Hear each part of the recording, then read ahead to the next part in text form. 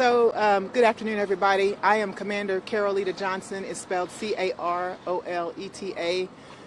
Johnson, and I'm the commander of South Central Division.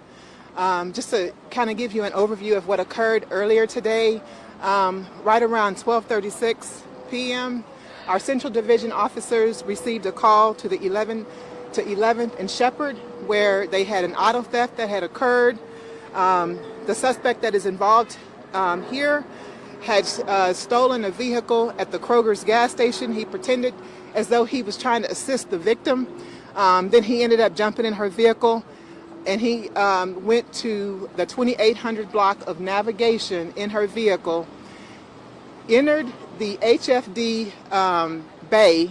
There's an HFD station at the 2800 block of Navigation, and then he took a ambulance, RA, Reserve Ambulance 17, that had the keys already in it, and then he rode around the city for about approximately an hour.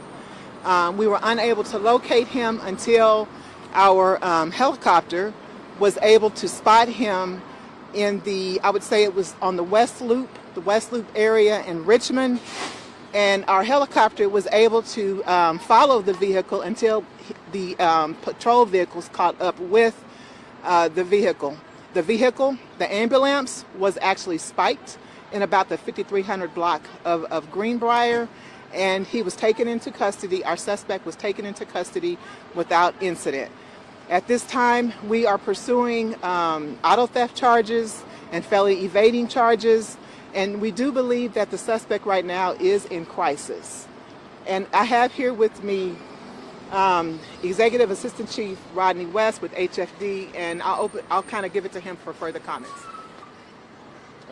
You guys have the details or the timeline of the theft of the ambulance. At the station, no one was injured or assaulted or anything like that. Everything that is on the ambulance, all of the equipment was still in place. The ambulance will be towed back to our logistics facility and evaluated before being put back in service.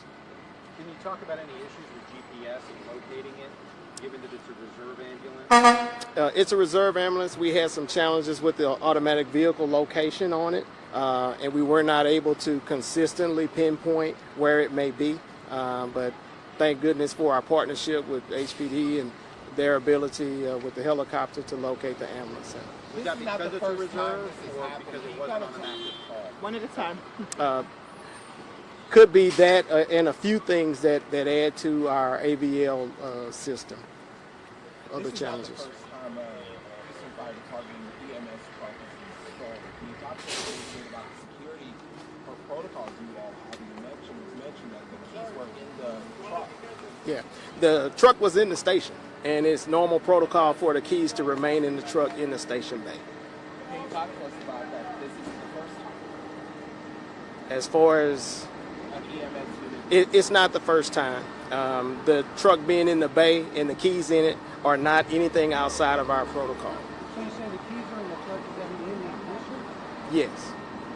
And that protocol to leave the keys In the station? Yes, we can leave them in the station. No, but in the ignition. In the station, yes. Was it in the ignition or at the station? The ambulance was in the station. Okay, but And the keys were in the ignition or at the station? Because they could be at a desk. Right. Yeah, I'm not sure if the keys were actually stuck in the ignition, sitting under the visor, or those things. But for the keys to be accessible in the station is not unusual. For some clarity, say they tried to track it for about an hour. Is there any tracking devices within those units or no? We have automatic vehicle location on the units. It's through the dispatch system. Sometimes it's inconsistently working. And in this case, with the reserve unit, it wasn't working. Due to the fact that he was in crisis, or he's still in crisis right now, the suspect that is, are you concerned that this type of incidents, in particular, was going to go the wrong way because this individual was obviously in crisis? Yes, it's always a concern, and there's a concern for the public whenever someone is in crisis and they can take any vehicle, whether it's ours or as he allegedly took one from a gas station. Those are always concerns, and those are always possibilities. Can you tell us about the pursuit, the number of units you engaged to end this, and how you ended it? The information that I received was that we had information that he was in the area of the West Loop, 610 near Westheimer, and our helicopter did a thorough search, located him, and then called out the information to the ground units until they could catch up to the ambulance. And they finally were able to catch up to the ambulance in the Greenbrier 610 area. But usually when we conduct a stop, we have to wait till we have sufficient manpower. And our lieutenant made sure that she had at least 2 additional units prior to them initiating the traffic stop. Did they just pull him over, or did they use stop sticks? They deployed the spike strips. A few blocks north of here, they deployed the spike strips. Any indication from the suspect as to where he may have been headed? Right now, we believe he's in crisis, so we're not able to really get a full understanding of why he did what he did and what he was planning on doing. From what we could tell, pretty much the only damage is when he hit another vehicle and the flat tires from the spike strips. So we don't see, there's no evidence that anything was taken. There's no evidence that he had any other motive other than to steal an ambulance. Did he have ID on him, or was he able to tell you who he is? So his identification was found in the stolen vehicle that was stolen earlier. So we were able to use that ID and match it up to who he is. So yes, we have identified who he is. Do you know where he was coming from, or he was coming from before he did all of this? Prior to the first, no, I have no information about what his whereabouts or. Can you give us a description? Age? Hispanic? He appears to be a Hispanic male, late 20s. Commander, can you explain that you mentioned he stole another vehicle early on by acting like he was helping the driver? Can you kind of clarify what happened? At the Kroger's I want to say it's at the corner or near the corner of 11th and Shepherd, he was pretending to assist a lady. He had told her that her cap was still open, so he pretended to go and close the cap, and then he was able to get inside of her vehicle and take her vehicle from her. But there were no injuries. To my knowledge, it was just a theft, not a robbery.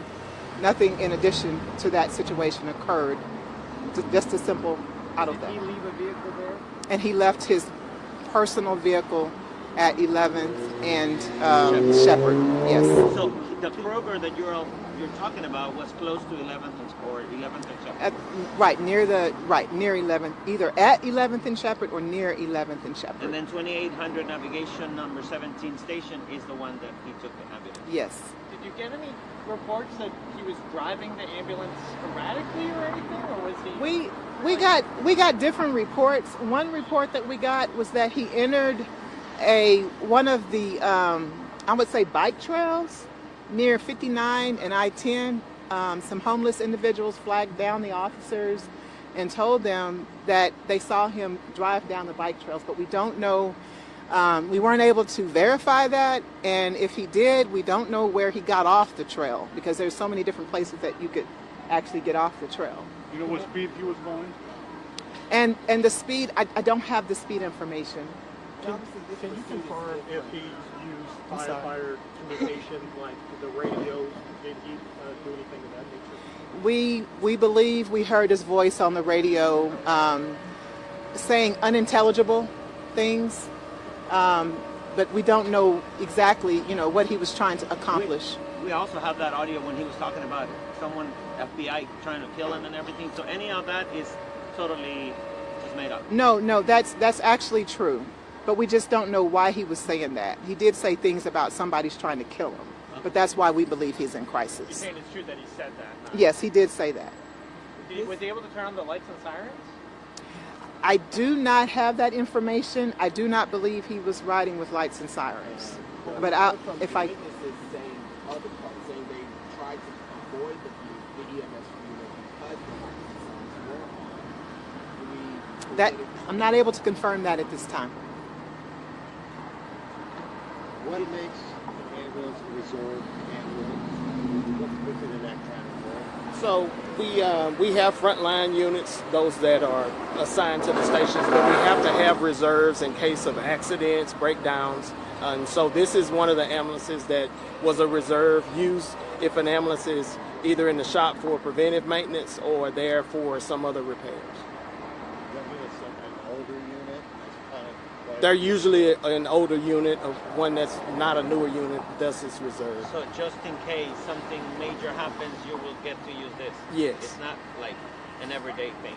No, we have to use them quite a bit. With a large fleet like ours, there's preventive maintenance. Sometimes they do have breakdowns. So we have to have a good number of reserve units to ensure that we keep units on the street for service. Did one of your firefighters or EMTs try to follow the ambulance after it left the station? I understand the ambulance supervisor at that station did try to follow, but lost them at navigation where it splits off. I'm not sure which direction, but in the split they lost the ambulance. Any more questions? All right.